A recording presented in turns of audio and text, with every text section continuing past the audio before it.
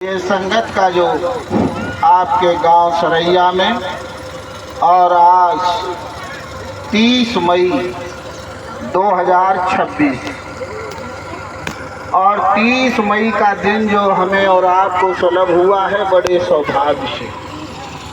और 30 मई को जून लगने जा रहा है और इस 30 जून को बहुत बड़े काम हुए। और ऐसे नहीं, शहीदी दिवस भी मनाया जाता है और उसके बारे में भी हम बताएंगे। इसलिए सत्संगी प्रेमी भाई बहनों, आप लोग आए हैं बड़े प्रेम से और धैर्य के साथ में गुरु महाराज की वचन वाणियों को आप सुनेंगे और सत्संग का आनंद लेंगे। लेकिन सत्संग है क्या और ये जीवात्मा कहाँ से आई है और यहाँ आकर के हम कैसे फंस गए, इस मानव शरीर में आकर के इस मृत लोक में काल और माया के देश में कैसे फंस गए और फंसने के बाद ये जीवात्मा कैसे निकलेगी और निकल करके अपने उस कुल मालिक अनामी महाप्रभु के पास में कैसे पहुंचेगी, और आपको इस विस्तार से हम आपको समझाएं। इसलिए आप शांति बनाए रखें। इसलिए मानव प्रेमियों, ये मानव तन हमें और आपको अमूलक बेशकीमती मिला, बड़े सौभाग्य से। और आज सौभाग्य का दिन भी है, 30 मई है। और 30 मई समय देख लीजिए, ये जिंदगी में अब दोबारा मिलने वाला हमें और आपको नहीं है। शायद ये कल्पना करो कि हमें मिल जाएगा, ये अब नहीं मिलेगा। ये जब समय नहीं मिलेगा तो ये नरदेही कहाँ से मिल जाएगी। ये बड़े सौभाग्य से नर्तन मिला है। बहुत पुण्य कमाए होंगे, तप और यज्ञ कितने किए होंगे, कितने लोगों के भूखों को आपने भोजन खिलाया होगा, पानी पिलाया होगा, बहुत कुछ किया होगा। तब ये अम्मा ये शरीर मिला है। ये शरीर ऐसे ही नहीं मिल गया, बहुत आपने मेहनत परिश्रम किया होगा, युग युगांतरों तक आपने तपस्याएं की होंगी, सत्संग सेवा और भजन किए होंगे, तब ये नरदेही मिली है, ये सुंदर शरीर। लेकिन इसकी कीमत आपने नहीं जानी, इसकी कीमत को आपने खत्म कर दिया। अगर कीमत खत्म न करते तो आज सत्संग में इतनी भीड़ होती। अरे सत्संगियों को मालूम है, हमारे प्रेमियों को मालूम है कि सत्संग सेवा और भजन तीन हमें मिले हुए हैं। सत्संग सेवा और भजन, सेवा हम कर नहीं पा रहे। कौन सी सेवा? तन की सेवा और मन की सेवा और धन की सेवा। कभी कभी तुम्हारे दरवाजे पर अगर भिखारी आ जाए और वो आवाज़ दे दे भीख के लिए, तो कूलर में अगर पंखा में भीतर दोपहरी में लेटी हो तो निकलो ही ना है। देखिए अरे आ जा, कल आ जाए तब दे देंगे उसे जाने। वो भिखारी तुमसे मांगने के लिए आया और तुम ये नहीं जानती कि वो भिखारी किस रूप में कौन आया, ये भी नहीं जानती। यही तो सिर्फ हमारी और आपकी मानवता का खेल खत्म हो गया। मानवता नाम की चीज नहीं रह गई। अगर कोई महात्मा आ जाए, 2 रोटी मांग ले, पानी मांग ले, इस दोपहरी में भूखा प्यासा आ जाए और तुम अंदर से न निकलो, कह दो कल आना परसों आना, कल की कहकर के टाल दो, समय बहुत विलक्षण होता है। कल की टालने के पीछे तो युधिष्ठिर महाराज ने भी यही काम कर दिया, कल के लिए टाल दिया। उनके यहाँ पर ब्राह्मण दान लेने के लिए आते थे पांडवों के यहाँ, और दान लेकर के चले जाते। समय खत्म हो गया, दान देते देते युधिष्ठिर महाराज ने और वितरण कर दिया। और लास्ट में एक ब्राह्मण आया बूढ़ा, उसने कहा कि महाराज हमको भी दक्षिणा दे दीजिए। उन्होंने कहा कल आना, आज नहीं। जब इतना कहा कि कल आना, और भीमसेन वहीं बैठे सुन रहे थे, भीमसेन वो सभा से उठ खड़े हुए और भाग करके गए और जहाँ घंटा ढोल टंगा था जहाँ युद्ध जीत करके कोई आता है तब वो ढोल या घंटा बजाया जाता है। और भीम भाग करके गए और उस घंटा और उस ढोल को पीटने लगे। जोर जोर से आवाज आने लगी पूरे शहर में। और युधिष्ठिर की जहाँ कचहरी लगी थी, उन्होंने कहा कि ऐसा कौन सा योद्धा चढ़ करके आ गया, कौन सा ऐसा युद्ध जीत लिया गया है जो ये डंके की चोट हो रही है, घंटा बज रहा है, रणभूमि में बजता था युद्ध के मैदान में। किसी ने आकर के कहा कि महाराज, भीम भैया घंटा और डंका को बजा रहे हैं। युधिष्ठिर ने बुलवाया और भीम से पूछा, भीम तुमने ये घंटा और ये डंका क्यों बजा दिया? भीम ने कहा, भैया तुम युद्ध जीत गए हो, तुमने युद्ध जीता है। कि हमने कोई युद्ध नहीं लड़ा, युद्ध जीत कैसे लिया? कि तुमने युद्ध जीत लिया काल से, काल भगवान को भी आपने जीत लिया। कि क्यों? कि तुमने कल के लिए उस ब्राह्मण को टाल दिया। तुमको मालूम है तुम कल तक जिंदा रहोगे कि नहीं रहोगे, कल के लिए तुमने समय टाल दिया। युधिष्ठिर महाराज लज्जित हो गए कि भीम हमसे बहुत बड़ी गलती हो गई। तो सत्संगी प्रेमी भाई बहनों माताओं, कल के लिए कोई चीज टालो मत, तुम कहो भजन कल कर लेंगे। और सूरत आज जगनी है, सूरत और नृत्य का खेल आज होना है। और तुम कल के लिए टाल दोगे तो मालिक का दर्शन दीदार होने से आप विमुख हो जाओगे। इसलिए कल के लिए कोई समय मन टालो। हमारे दोनों आंखों के मध्य भाग जीवात्मा ये बैठी है और सूरत और नृत्य का खेल होता है। सूरत सुनने का काम करती है और नृत्य प्रकाश को देखने का काम करती है। दोनों अपना काम करती हैं और दोनों की जब एकाग्रता होती है तो दोनों का मिलन ऊपर होता है, सूरत और नृत्य का। तो प्रकाश और ध्वनि अनहद बाड़ी आकाशवाणी कलमा है, साउंडेशन जो गहरी आवाज, रूहानी आवाज जो ऊपर से उतर रही है हमारे और आपके अंदर, वो सब सुनाई देते हैं। जब तुम सुनती हो गाने और बाजे, लेकिन तुम जब ढोलक बजाती हो, तुम मधुर तरीके से संगीत कला का खेल खेलती हो, तो लोग कितने भावुक हो जाते हैं सुनते सुनते।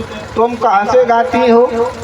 ये कभी सोचा कि हम जो गाना गा रहे हैं ये कहाँ से गाते हैं? अरे उधर से आवाज आ रही है, उधर से सूरत नृत्य का खेल हो रहा है और हमारे अंदर जो आवाज उतर रही है वो आवाज इधर से इधर जा रही है। और अगर वो 1 मिनट के लिए अपनी आवाज को और अपने दिव्य स्वरूप को और अपने दिव्य प्रकाश को बंद कर दे, पलक झपकता है तुम्हारा, इतनी देर में बंद कर दे तो इस संसार में प्रलय हो जाएगी, सब समाप्त हो जाएंगे, कुछ नहीं बचेगा। ये शब्द का खेल है। इसलिए शब्द ही धरती, शब्द आकाशा और शब्द ही शब्द रचो संसारा। ये शब्द वर्ड, ऑल वर्ड से, ये सारे संसार में वर्ड का खेल है शब्द का। और शब्द नहीं पहचान पा रहे कि शब्द है क्या। शब्द को पहचानती हो शब्द है क्या? अच्छा, हमारे मुख से क्या निकल रहा है? हम बोल रहे हैं जय गुरुदेव। आवाज आप तक पहुंची कि नहीं पहुंची? अच्छा, इसको पकड़ के दिखाना मुट्ठी में। अच्छा, अपने पल्लू में इसको बांध के दिखाओ। अच्छा, तो तलवार लाओ, इससे काटो, इसे गोला बारूद लाओ और कोई फौज चढ़ा के लाओ, इसको रोक के दिखाओ इस आवाज को। है किसी में दम? कोई माई का लाल पैदा नहीं हुआ जो इस वर्ड को, इस शब्द को रोक करके दिखा दे। कोई नहीं रोक सकता। बस यही परमात्मा का स्वरूप है, यही परमात्मा की आवाज हमारे और आपके अंदर उतर रही है। शब्द से सारी धरती और आकाश शब्द से बने हुए हैं। हम और आप शब्द से बने हैं।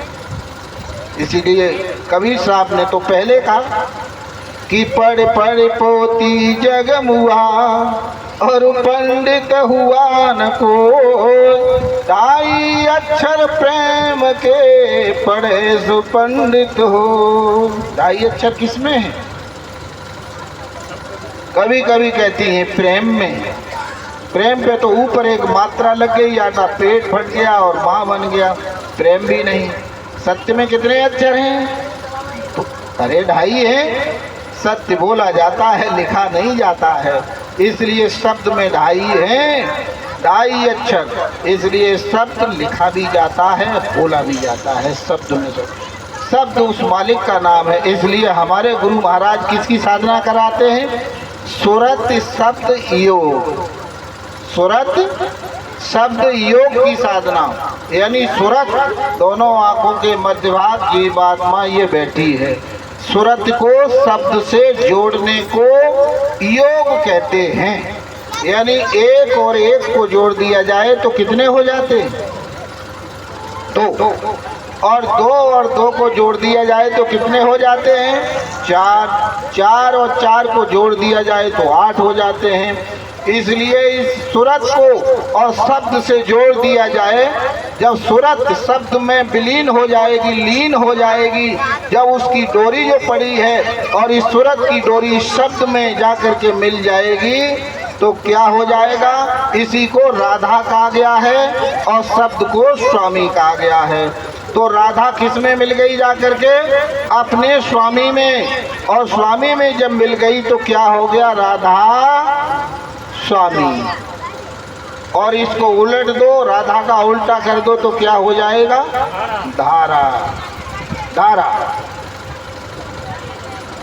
और इसको उलट करके कबीर धारा आगम की, सतगुर दही लखाए, ताई उलट सुमरन करो सतगुर शब्द बताए। यानी उलट करके अब इस धार को देखो, दोनों आंखों के मध्य भाग ये जीवात्मा बैठी है, ये राधा है, और इसको उलट दिया, उलट करके इसकी धार, इस जीवात्मा की धार इस आंख पर और इस आंख पर पड़ रही है। इस तरीके से, इस तरीके से इसकी धार इस आंखों पे पड़ रही है, इसलिए हम और आप देख रहे हैं। इन आंखों में कुछ नहीं है, ये चर्म आंखें हैं, इनमें कुछ नहीं है। जब ये आत्मा निकल जाए, ये रूह निकल जाए, प्राण निकल जाए, वायु निकल जाए, तो आप बताइए तुम्हें आंखों से दिखाई देता है? आंखें ही मिट गई थी, जबान से बोल पाओगे? कुछ नहीं। ये जीवात्मा बैठी है, एक बालू के 1000 टुकड़े कर दो, एक बालू के कण को, इससे भी छोटी है। हमारे गुरु महाराज बताते हैं कि उसके 1000 टुकड़े कर दो, इससे भी छोटी। और इसके अंदर इतना प्रकाश है कि ऐसे 6 सूर्यों को इकट्ठा कर दो, ये भी इससे पीछे है। लेकिन सूर्य सुबह निकले और धीरे धीरे ऊपर को चढ़े, थोड़ा प्रकाश, लेकिन आप नजर करके देखना सूर्य के सामने, क्या आंख टिक पाएगी सूर्य के सामने? आंख बंद हो जाएगी। कारण क्या है? कि हमारा नैतिक पतन हो गया, नैतिकता हमारी चली गई, अरे चरित्रता चली गई। ब्रह्मचर्य का पालन हमने नहीं किया, अब हमारी आंख कैसे टिक पाएगी उसके सामने? बड़े बड़े संत महात्मा ऋषि मुनि फकीर पैगंबर बहुत औलिया हुए, आज भी ऐसे ऐसे साधक हैं कि 24 घंटे तक अगर एक टक होके सूर्य निकलता रहे तो एक टक होकर के सूर्य को देखते रहेंगे। ऐसे ऐसे लोग हैं। लेकिन हम और आप गिर गए, गिर गए, नेचर हमारा समाप्त हो गया। इसलिए सत्संगी प्रेमी भाई बहनों, हमें अपने पतन के रास्ते को रोकना है। ये पतन जो हमारा हो रहा है, इस पतन को कैसे रोकेंगे? और पतन रुक जाएगा तो चरित्रता हमारे अंदर आ जाएगी। और नैतिक पतन किससे हो रहा है? आपने कभी देखा? माँ अलग देख रही है फोन और बेटी पास में आ गई, जाओ लली तुम सो। लली से कह दिया तुम सो, बेटी तुम्हारी अलग फोन देख रही है, तुम अलग फोन देख रहे हो। बच्चा अलग देख रहा है, पति अलग देख रहा है, सब अपने अपने फोन में है, कोई किसी से बोल नहीं रहा है। तो प्रेम इससे कर रहे हो कि पति पत्नी से, भाई बहन से, बेटाओं से कर रहे हो? ये खत्म कर दिया। ये सब नैतिकता कहाँ चली गई? ये सब हो रहा है इसी से। फिर कहते हो हमारी बेटी हमारे काबू में नहीं, हमारी पत्नी हमारे काबू में नहीं, हमारी माँ काबू में नहीं।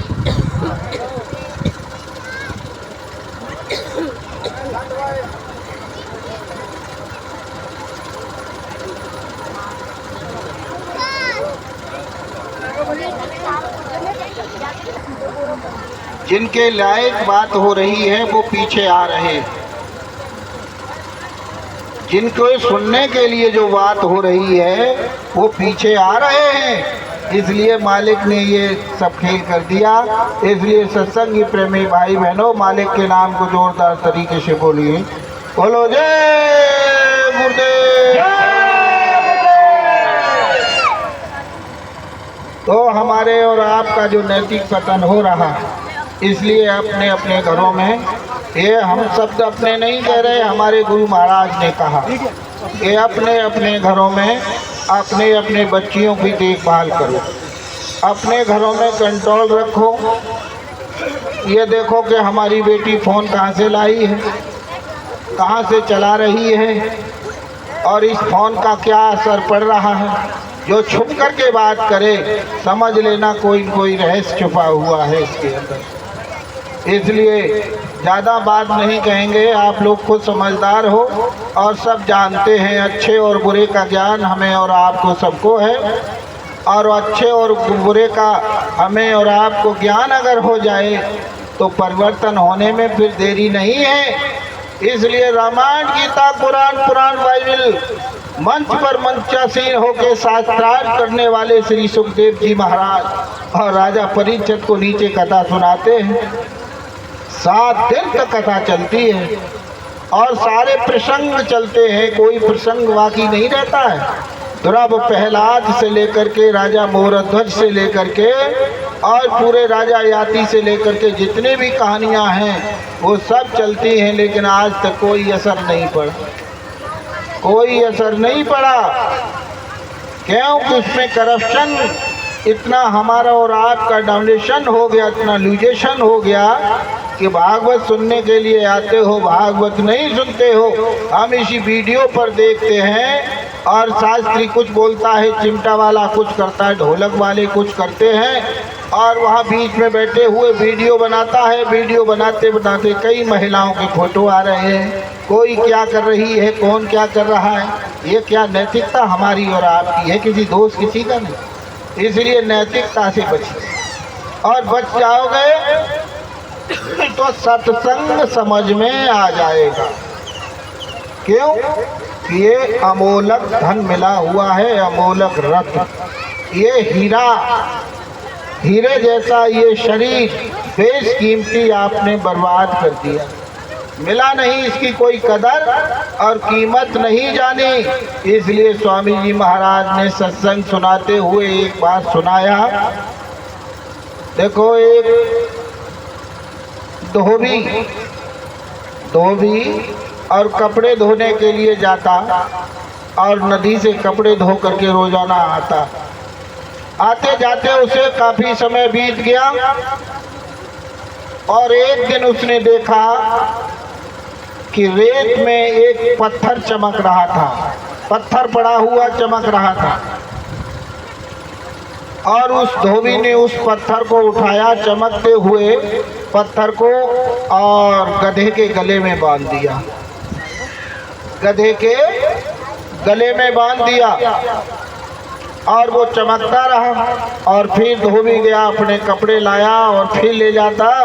एक दिन उसी रास्ते से जौहरी गुजरा, और जब जौहरी गुजरा, जौहरी ने देखा कि इस गधे के गले में ये हीरा चमक रहा है, एक पत्थर बंधा हुआ हीरा। और उस जौहरी ने कहा गधे वाले से, उस धोबी से, कि भैया तुम्हारे इस गधे के गले में ये जो चमक रहा है ये मुझे दे दो। धोबी ने कहा भैया आप ले लो, मेरे किस काम का ये। धोबी नहीं जानता था कि ये हीरा है। वही हीरे की पहचान कौन जानता है? जौहरी। महात्मा किसकी पहचान जानते? जीवात्माओं की। इसलिए महात्मा को तुम पहचानो, असली जौहरी तो ये है। इन्होंने पहचान लिया है आपको, और पहचान करके और इन्होंने ऐसा मैदान में उतार दिया कि देखो आप लोग ये बैठे हो सब किस लिए? ये जौहरी ने तो बुलाया है कि हमने बुलाया है? इस जौहरी ने, क्योंकि पहचान असली हीरे की तो इन्होंने की है, जो तुम्हारे अंदर चमक रहा है, तहक रहा है, झलक रहा है, जो मणि तुम्हारे अंदर रखी है दोनों आंखों के मध्य भाग, जीवात्मा, इसकी पहचान संत सतगुरु ने की है। हमने और आपने नहीं, हमने और आपने तो इस विषयों में लवलीन होकर के मांस, मछली, शराब, अंडा, गोश्त में और इसको बर्बाद कर दिया। ऐसे धोबी से कहा भैया इसको लेकर के आओ। धोबी ने खोला, धोबी ने कहा कि भैया हमारे किस काम का है ये, आप ले लीजिए। धोबी ने खोल करके और उस जौहरी की तरफ हाथ बढ़ाया। जौहरी ने कहा भैया पहले इसको, इस पत्थर को, इस चमकते हुए को तब हमें देना, पहले इसकी कीमत बता दो, आप क्या लोगे। धोबी कहने लगा भैया इस पत्थर की हम तो कुछ कीमत नहीं जानते, तुम जो देना चाहो, जो तुम्हारी इच्छा हो वो हमको दे दीजिए। जौहरी ने कहा आप ले लोगे कि जो आप देंगे। 2 टका उसके हाथ में थमा दिया, और जब 2 टका उसके हाथ में थमाया और उस धोबी ने वो चमकते हुए हीरे को जौहरी के हाथ में दे दिया, और जौहरी के हाथ में दे करके बहुत खुश हो रहा था। जौहरी हाथ में रख करके कि 2 टके में हमको हीरा मिल गया, ये तो नहीं जानता था धोबी। जैसे ही उसने हीरा हाथ पे रख करके हंस रहा था, और हंसते हुए देखते देखते उसके आंखों के सामने हीरा 4 टुकड़ों में बट गया, हीरा चटक गया। जब हीरा चटका 4 उसके पीस हो गए, जौहरी रोने लगा और कहने लगा भैया हीरा केवल मुझे ये बता दे कि जब तू धोबी के हाथ में था, जब गधे के पट्टे में बंधा हुआ था गले में, तो तू चमक रहा था, दमक रहा था, और आज मेरे हाथ में आने के बाद तू चटक क्यों गया। जौहरी रोते हुए उस हीरे से पूछ रहा है। हीरा ने कहा भैया जौहरी ये धोबी नहीं जानता था कि ये हीरा है, ये हीरा है। न गधा जानता था जिसके पट्टे गले में बना था कि मैं हीरा बांधे हुए हूँ, लेकिन तू जानता था मेरी कीमत को, मेरी कीमत को तू जानता था कि असली हीरा है, और असली हीरा होते हुए भी तूने मेरी कीमत खत्म कर दी, तूने मुझे तिरस्कार दिया, तूने मुझे नकार दिया। आज 2 टके में और तूने मुझे गिरमी रख दिया, मुझे 2 टके की मेरी कीमत तूने समझी है, इसलिए मैं तेरे लायक नहीं हूँ। ऐ सत्संगी प्रेमी भाई बहनों, 2 टके की कीमत में आंक दिया, उस धोबी को दे दिया, इसलिए हीरा चटक गया। इसलिए तुमने इस शरीर को 2 टके की कीमत में आंक दिया। ये अमोलक धन, अमोलक रत्न, बेशकीमती खजाना तुमने कौड़ियों के भाव में बेच दिया, गिरवी रख दिया। तुमने अपने को पहचान नहीं पाया कि ये नरदेही नर्तन हमें और आपको क्यों मिला है, हम कहाँ से आए, और संसार में हम विषय भोग वासनाओं में फंस गए, और निकलने का रास्ता अब हमें कैसे मिलेगा। अब सत्संग उस मोड़ पर जा रहा है। सत्संगी प्रेमी भाई बहनों,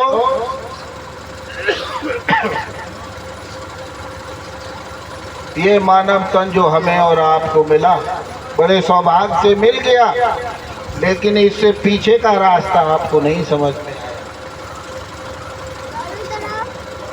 नहीं ये जमीन थी, न आसमान था, न जल था, न पेड़ पौधे थे।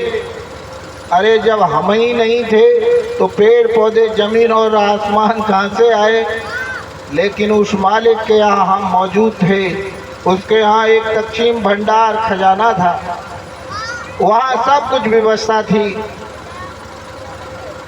लेकिन उन्होंने धीरे धीरे हमें और आपको यहाँ उतार दिया, और मंडल वाइज धीरे धीरे उतार करके लोक वाइज उन्होंने रचना की, और रचना करने के बाद धीरे धीरे हमें और आपको उतारा।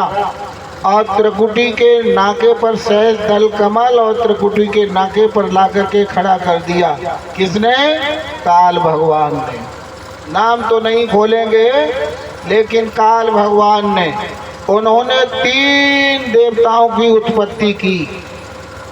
समझते जाना, काल भगवान ने सतपुरुष भगवान से मांग करके हमें और आपको लेकर के आए और धीरे धीरे ला करके एक पोटली को और सहज दल कमल त्रिकुटी के नाके पर ला करके खड़ा कर दिया और आप वहीं रुक गए। वहाँ उन्होंने रचना प्रारंभ की। इसलिए ब्रह्मा, विष्णु और शिव तीनों देवताओं की उत्पत्ति कर दी। और तीनों देवताओं की उत्पत्ति करने के बाद उन्होंने आदेश दिया ब्रह्मा जी को कि तुम जाओ, इनकी उत्पत्ति करो।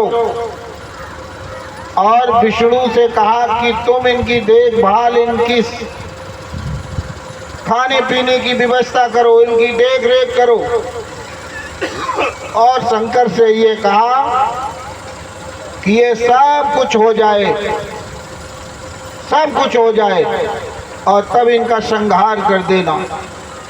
ब्रह्मा जी ने 4 खान 84 लाख योनियां रच करके तैयार कर दी। देवी और देवताओं की रचना कर दी। 33 करोड़ देवता, 9 करोड़ दुर्गा, बैराट के साथ शंभू, सब कुछ रचना कर दी। अरे 33 करोड़ देवताओं की रचना जब की तो आप बताइए, अब 33 करोड़ देवता अगर एक एक आदमी को पकड़ ले तो सब तमीज सिखा देंगे। लेकिन देवता अपना काम कर रहे हैं। 33 करोड़ देवता, ये सब रचना पृथ्वी, जमीन, ये जमीन और आसमान, जल और ये 4 खान रच दी। अंडज, पिंडज, युग्मज और अष्टावर खान। अंडे देने वाले जीव, पिंड से पैदा होने वाले जीव हम और आप बैठे हैं। कीड़े और मकोड़े उखमज में आते हैं और अष्टावर पेड़ पौधे जमीन से उगने वाले 4 खाने तैयार की और 84 लाख योनियां तैयार कर दी। अब 84 लाख योनि नहीं जानते, योनि कहते हैं नस्लों को। आदमी कह देता है कि पता नहीं ये आदमी कौन सी नस्ल का है। अब नस्लें आदमी की तो अलग अलग हैं। गाय की कितनी नस्लें हैं, बैल की कितनी नस्लें हैं, अरे सुअर की, बिल्ली की कितनी नस्लें हैं, चूहे की कितनी नस्लें हैं, सर्प की कितनी नस्लें हैं, पेड़ पौधों की कितनी नस्लें हैं। ये सारी नस्लों को ही योनि में परिवर्तित कर दिया। ये सब चीज जो भी कर्म करोगे और कर्म का विधान बना दिया। अच्छे और बुरे का अच्छा करोगे तो अच्छा फल मिलेगा, बुरा करोगे तो बुरा फल मिलेगा। लेकिन अच्छा करोगे तो अच्छा फल तुम्हें मिलेगा और बुरा करोगे तो बुरा मिलेगा। लेकिन अधिकार आपको नहीं है इसका दंड देने का, वो तो मेरे हाथ में है। आप कर्म करिए, चाहे अच्छा करो चाहे बुरा, तुमसे कहने नहीं आएगा वो मालिक कि देखो तुम गलत कर रहे हो, तुम अच्छा कर रहे हो। जो तुम्हारी मर्जी है, स्वतंत्र हो, पूर्ण अधिकार है, पूरा अधिकार दे दिया। अरे तुम भगवान की तो तब मानोगी जब तुम घर में आदमी की ना बात मानती। आदमी तुम्हारी बात नहीं मान, बेटा तुम्हारी बात नहीं और बाप की बेटा नहीं मानता, तो वो तो कुदरत का नज़ारा अलग है। हम और आप ही नहीं किसी की बात मानते हैं। तो सत्संगी प्रेमी भाई बहनों, ये विधि के विधान को तैयार कर दिया ब्रह्मा जी ने। ये सब करने के बाद में विष्णु भगवान ने पालन का काम ले लिया और शंकर जी संहार करने का काम ले लिया। ये सब हुआ और होने के बाद में अब धीरे धीरे धीरे धीरे ये चारों युग की गणना हो गई। कलयुग, त्रेता, सतयुग, त्रेता, द्वापर और कलयुग, 4 युग। कितने युग हो गए? 4। इसलिए इनकी उम्र कितनी रखी गई? देखो, सतयुग योगी सब विज्ञानी, कर हर ध्यान तरे बहु प्राणी। सतयुग में सब योगी थे, जीव आत्मा सीधी आती और जाती थी। परमात्मा का दर्शन और दीदार करती थी। लेकिन कलयुग की उम्र कितनी रखी? 17,28,000 वर्ष। यही है, 17,28,000 वर्ष की। और मनुष्य की आयु 1,00,000 वर्ष की सतयुग में होती थी, 1,00,000 वर्ष की। और हड्डियों में प्राण थे। और कथा यहाँ सुनाई जाती है। श्री सुखदेव जी महाराज जब मंच पे बैठ करके कथा सुनाते हैं, राजा हरिश्चंद्र मोरध्वज, राजा हरिश्चंद्र की 1,00,000 वर्ष की उम्र, हड्डियों में प्राण, मोरध्वज की कथा। उन्होंने भी यही काम 1,00,000 वर्ष की आयु में साधन भजन करते थे। कितना काम करते थे तो आप बताओ। हरिश्चंद्र की लीला सुनने से या मोरध्वज की कथा सुनने से तुम्हारी जीव आत्मा का उद्धार हो सकता है? नहीं होगा, कोई उद्धार नहीं हो सकता। क्योंकि जो सतयुग चला गया, ये सब सतयुगी काम था। नरसिंह भगवान 52 अवतार जो हुए, जो परीक्षाएं ली राजा बलि से लेकर के उनकी, ये सब सतयुग का काम था। त्रेता लगा, त्रेता में मनुष्य की आयु 10 गुनी कम हो गई, 10,000 वर्ष की। और त्रेता युग की उम्र कितनी हो गई? 12,96,000 वर्ष। 12,96,000 वर्ष की मनुष्य की आयु 10,000 वर्ष की। और हड्डियों में अब प्राण नहीं रहे, अब प्राण त्वचा में आ गए, खाल। जब तक शरीर पर ये त्वचा रहती थी तब तक शरीर में जान रहती थी, शरीर में प्राण रहते थे। लेकिन 10,000 वर्ष में त्रेता में अब कितनी कथाएं आपको सुनाई गई, कितना काम राम ने किया। अरे राम ने जो काम किए तुम कर सकते हो? नहीं कर सकते, क्योंकि उस समय 10,000 वर्ष की उम्र थी। त्रेता भी समाप्त हो गया, द्वापुर आ गया। और द्वापुर युग में मनुष्य की आयु फिर 10 गुनी कम हो गई, 1,000 वर्ष की रह गई। जब मनुष्य की आयु 1,000 वर्ष की और द्वापुर की उम्र कितनी हो गई यूं की? 8,64,000 वर्ष। 8,64,000 वर्ष की द्वापुर की उम्र रह गई। अब द्वापुर में जो काम पांडवों ने किए, जो कृष्ण ने महाभारत रचाया, कृष्ण ने अपना विराट रूप दिखाया, ये सब काम किए। द्वापुर के काम भी आप नहीं कर सकते। ये सब इसी मंच से सुनाया जाता है बैठ करके। यही श्रीमद् भागवत में सब सुनाया जाता है, सबकी गणना होती है। इनसे आपका उद्धार नहीं हो सकता। अब आ जाओ कलयुग में। कलयुग में क्या है? गोस्वामी जी महाराज ने रामायण में लिख दिया कि कलयुग केवल नामय धारा, और सुमिर सुमिर नर उतरहि पारा। कलयुग में केवल नाम का आधार है, केवल नाम से उद्धार हो सकता है। और वो नाम है क्या?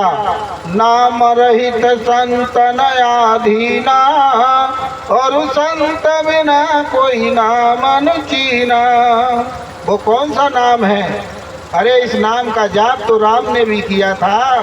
जब समुद्र का घेराव कर दिया, समुद्र ने रास्ता नहीं दिया लंका जाने के लिए, तो भगवान राम ने कहा कि अब ये 3 दिन हो गए विनती और प्रार्थना करते करते, और अब मेरे धनुष को लक्ष्मण उठा करके लाओ।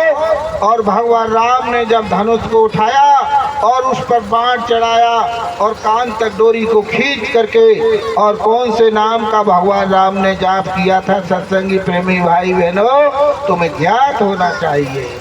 भगवान राम ने अपना जाप किया था। अरे उसी नाम का जाप किया था जिस नाम का जाप आप कर रहे हो, जिस नाम की डोरी पकड़ करके राम को उतारा गया, जिस नाम की डोरी पकड़ करके कृष्ण को उतारा गया, जिस नाम की डोरी पकड़ा करके मोहम्मद यीशु, पलटू, दादू, मीरा, नानक, रैदास, बड़े बड़े संत, महात्मा, फकीर, पैगंबर उसी की डोरी पकड़ करके उतरे, और वही डोरी पकड़ करके आप आए हो, इसी शब्द की डोरी। और उसी नाम का स्मरण करने के बाद में जब बाण चलाने की तैयारी की तो समुद्र सामने खड़ा हो गया। इसलिए तब राम ने क्या कहा, कहाँ कहाँ लग करूं बड़ाई, रामन सके नाम गुण गाई। अरे राम भी इस नाम की महिमा का वर्णन नहीं कर सके कि ये नाम है क्या। इसलिए सत्संगी प्रेमी भाई बहनों, ये कलयुग लग गया। अब कलयुग में नाम की महिमा का वर्णन हो रहा है। अब कलयुग में 10 गुनी फिर कम हो गई उम्र। कितनी हो गई अब तुम्हारी? 100 साल की। अब 100 साल की है, न हड्डियों में प्राण है, न त्वचा में प्राण है, और न द्वापर वाले खून में प्राण है। अब तुम्हारे प्राण तो बोरा में बंद हैं। बोरा में, गेहूं में, अन्न में। अन्न खाओगे तो जियोगे, नहीं मिलेगा तो मर जाओगे। इसलिए अब प्राण तुम्हारे अन्न में है और उम्र 100 साल की रह गई। और कलयुग की उम्र 4,32,000 वर्ष, और 4,32,000 वर्ष। और तुम्हें आए हुए कितने दिन हो गए? 5,027 और 28वां वर्ष लग गए। आप समझ लो।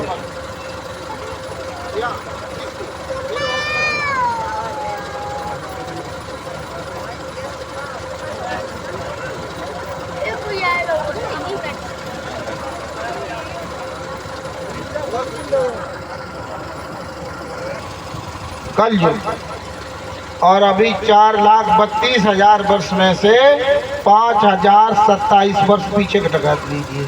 अभी कलयुग बहुत दिन है, बहुत दिन। लेकिन बाबा जी ने क्या कहा, हे बच्चा, कलयुग में कलयुग जाएगा और कलयुग में सतयुग आएगा। अब धोखा मत खाना। अब धोखा खाने की जरूरत नहीं है। कलयुग में कलयुग जाएगा और कलयुग में सतयुग आएगा। और वो भी 1000 वर्ष के लिए हमारे गुरु महाराज ने 7 शब्दों में खोल दिया, संकेत दे दिया। 1000 वर्ष के लिए। और वो कैसा समय होगा, ये तो महात्माओं ने बता दिया है और आगे बता दिया जाएगा। 3 यज्ञ हुए, चित्रकूट, अहमदाबाद और काशी। और चौथा यज्ञ कहाँ होगा, तो महात्माओं ने बताया, हमारे गुरु महाराज बता करके गए कि चौथा यज्ञ जो होगा वो किसी तीर्थ स्थान पर नहीं होगा। कोई तीर्थ स्थल नहीं होगा, और न गंगा यमुना का तट होगा। और वो एक ऐसी नदी होगी, उस नदी के किनारे पर, और इतना बड़ा 10 करोड़ की भीड़